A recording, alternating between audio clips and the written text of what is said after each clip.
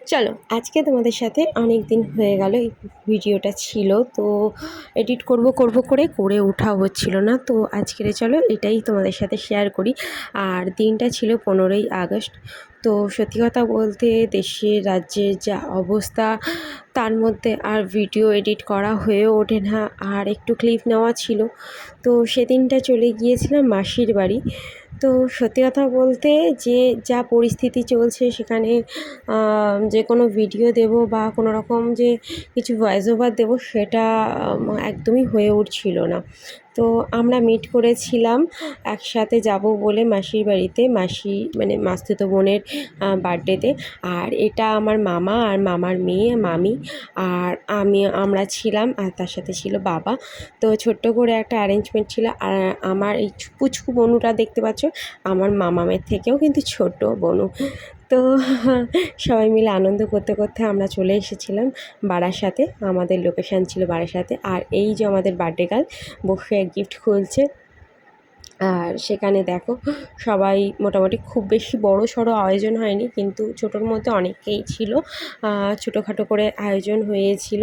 আর তার মধ্যেও কিছু কথা তোমাদের সাথে শেয়ার করি যে যখন এই রাজ্যের এরকম অবস্থা এত কিছু, তো সেই নিয়ে যখন আমরা প্রত্যেকেই কিছু না কিছু কমেন্ট করছি, কিছু না কিছু ভিডিও করছি। আর আমরা যেহেতু ছোটো কন্টেনার মানে ছোট ইউজার বলা যায়, সবে নতুন প্ল্যাটফর্মেতে কাজ করা স্টার্ট করেছি। কাজ বলতে আমি বেসিক্যালি এটা মনেই করি না যে আমি কিছু কাজ করছি, আমি আমার কিছু জিনিস শেয়ার করছি। তো সেটা ভালো মন্দের মধ্যেই রয়েছে। এটা খুব বেশি ক্রিয়েটিভিটির মধ্যে পড়েই না বলে আমি অন্তত মনে করি।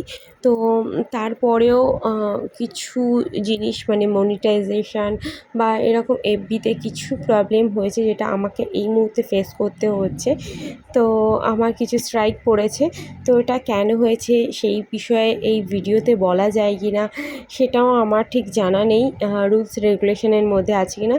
তো যাই হোক, আমি সেসব কিছুকে বাদ দিয়ে আমি ভিডিওটা কন্টিনিউ করছি, কারণ আমার মনে হয় যে হ্যাঁ, কিছু করতে গেলে বা কিছু সাকসেস পেতে গেলে অনেক বাধার সম্মুখীন হতে হয়, এবং সেই বাধার সম্মুখীনগুলোকে পেরিয়ে যদি যাওয়া যায় বা আমরা যেতে পারি, তাহলেই হয়তো সাকসেস পাওয়া যায়। তো এই রকমই একটা পরিস্থিতি, যেখানে আমরা প্রত্যেকেই অনেক কিছু বাধার মুখে পড়ছি।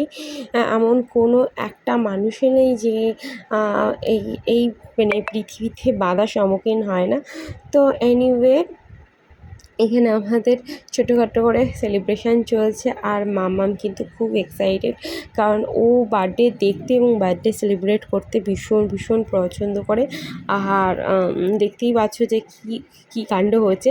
আর এখানে দেখো আমি বলছিলাম যে তুই লেভা মোমবাতিটা, এখানে আমার মামামি লিভিয়ে দিয়েছে। আর ওকে আমি আটকাতে চেষ্টা করলাম কিন্তু পারলাম না, ও নিজেই মানে লিভিয়ে দিয়েছে মোমবাতিটা। আর যাই হোক, তোমাদের কেমন লাগছে ভিডিওটা জানিও। আর ভিডিওটা অনেকটা দেরি করে এলো, আর তোমরা কেমন টাইপের ভিডিও দেখতে চাইছো একটু কমেন্ট করে জানিও। আর এখানে আমরা আসার পরেতে প্রথমত আমরা জানিয়ে দিই, এখানে আসার পরেই কিন্তু আমরা কিছুক্ষণ খাওয়া দাওয়া করে নিয়েছি। খাওয়া দাওয়া করে টোরে নিয়ে তারপরে কেক কাটা সেলিব্রেট হয়েছে, কিন্তু রাতের খাবার ডিনারটা আমরা উপরে ছাদে অ্যারেঞ্জমেন্ট করা হয়েছিল, কিন্তু আমি আর যাইনি। আমি আর মামি মিলে নিচে নিয়ে চলে এসেছিলাম, কারণ বাচ্চারা ছিল বলে, ওরা দৌড়াদৌড়ি করছিল বলে আমি আর মামি নিজেই নিচে নিয়ে খেয়ে নিয়েছি, আর সেই ক্লিপটা নেওয়া হয়নি। আর এখানে দেখতেই পাচ্ছ মানে মাম্মাম কিন্তু এখানে গানে রীতিমতন ডান্স করছে। আর ও কিন্তু ভারতের একটা কি বেশ একটা গানে ডান্স করছিল, আমি এই মুহূর্তে ভুলেই গিয়েছি। ওটা 15ই আগস্টের হিসাবেই একটা গানে ডান্স করছিল, ও নিজের মতন করেই ডান্স করছিল। আর বাবা এখানে যেহেতু একটু ব্যাকগ্রাউন্ডে মিউজিক টিউজিক চালিয়েছিল, তো সেই জন্য আমি টোটালটাই ভয়েস দিচ্ছি।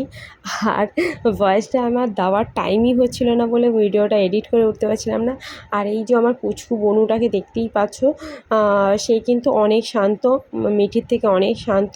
আর সবথেকে বড় কথা হচ্ছে ও সেদিনকে স্কুল গেছে, সকালবেলা ভোরবেলা উঠে স্কুল গেছে। তারপরে দুপুরবেলা এরকম আসাআসি মানে সকাল থেকে ঘুম নেই, তো সেই জন্য সে অনেকটাই ক্লান্ত হয়েছিল। আর আমার মামামের তো আজকে স্কুলটা ছুটিই ছিল।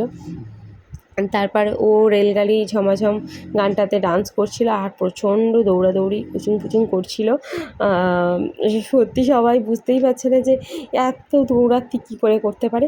তো দেন সেদিনকে কাটিয়ে আর তারপরে ক্লিপ নিতে পারিনি। পরের দিন সকালবেলায় আমরা মোটামুটি একটু টিফিন করেই একদম সকাল সকাল চান ধান করে রেডি ফেডি হয়ে বেরিয়ে পড়েছিলাম।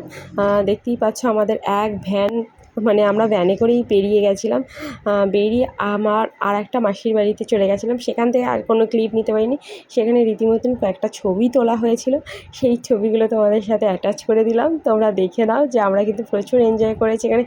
সবাই মিলে অনেক গল্প করছিলাম, এনজয় করছিলাম। আর আমাদের পুচু জিওটা দেখতে পাচ্ছ, ডগিটা আমার বিয়ের সময়ও ছিল।